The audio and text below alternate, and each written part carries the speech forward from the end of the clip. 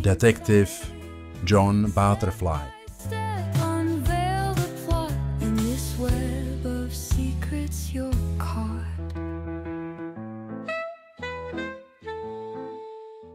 Díl první. Loupež v obchodě s mobilními telefony. Johna dnes zavolal prodejce mobilních telefonů.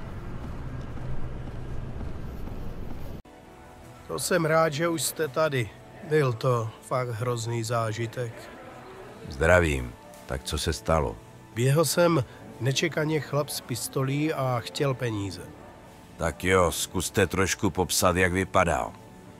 Měl masku s černýma brýlema a červenou mikinu. A neviděl jste náhodou, kterým směrem se vydal, když utíkal?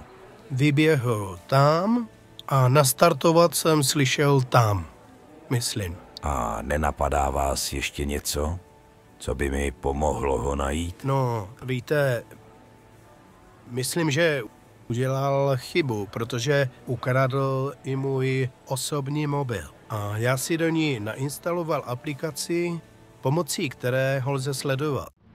Prodejce půjčuje Johnovi tablet a ukazuje mu tam mapu s trasou svého ukradeného mobilu. Jste fakt šikovnej. Není to daleko, a tak se John rozhodl jít pěšky. Jde přesně po trase, po které zloděj ujížděl.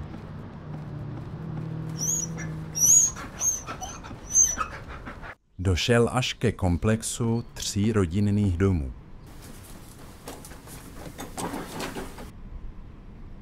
Co je? Jsem detektiv a vyšetřuji tady loupežné přepadení. To snad není možný. Už zas něco. Klid, z ničeho vás zatím přece neobvinuju. My jsme tady 3. A zvlášť tady ten vedle, to je pěkný darebák. Myslím, že mi doma ukradl třeba ponožky. Viděl jsem mu na nohou velmi podobné. Klidně si to tady prohlédněte. John si odložil tablet a šel se podívat za druhým podezřelým. Hej, co tu chcete? Kdo vám dovolil vejít na můj pozemek? Nepřibližujte se ke mně, nechci se prát. Tak to máte smůlu, frajere. Já ti vyhodím tě jako smetí, uvidíš. Bum a prásk. Co to je? Vidíte, neměl jste to dělat.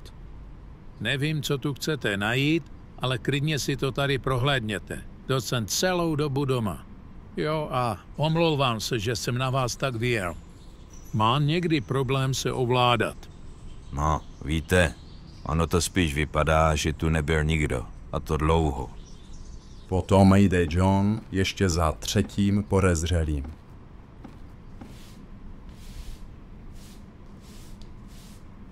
Máte pěknou mašinu. Vrátil jste se teď z nějaké projížďky? Díky. Jsem tu jedinej, kdo nějakou mašinu má.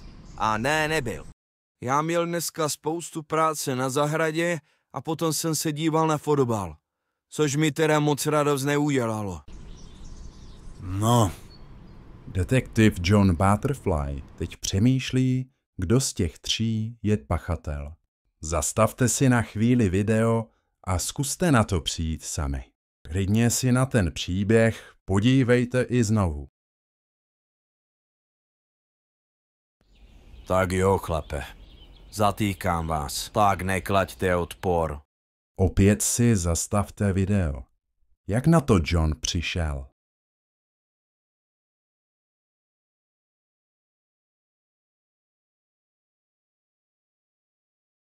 Pachatel něco nastartoval, nešel pěšky a John šel přesně po jeho trase. V tomto místě by neprojelo žádné auto, pouze motorka kvůli zábranám. A motorku měl 3. podezřelý.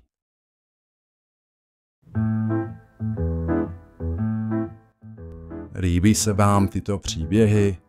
Pokud ano, klikněte na odebírat. A pokud byste chtěli podpořit vznik dalších dílů jinak, napište mi na tento e-mail vaše jméno nebo firmu, potom mohu umístit například na začátek nebo konec filmu. Smoke curls up from a chimney high. A figure lurks where the whispers lie. Trench coat flaps in the midnight breeze. Hidden truths bring you to your knees. The stairways in the air tonight.